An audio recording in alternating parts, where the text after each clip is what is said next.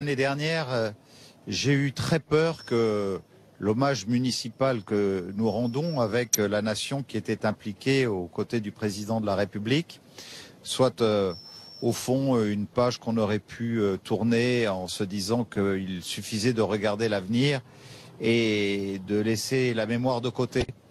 Et bien évidemment, je tiens à rappeler que lorsque le 14 juillet 2016,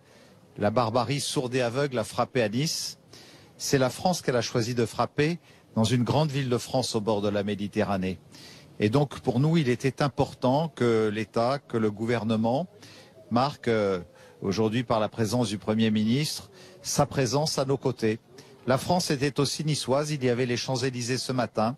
il y avait Nice cet après-midi. Mais c'était sur une autre tonalité, une tonalité que nous avons voulu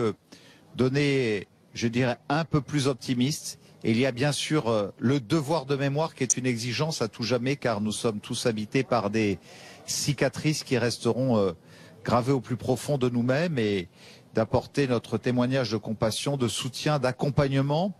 aux victimes, mais aussi à toutes les victimes collatérales dans les services d'intervention, de secours, de sécurité.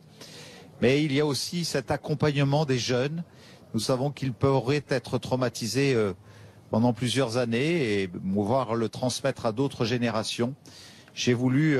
aux côtés du Premier ministre, moi au contraire, donner cette impulsion qui, je crois,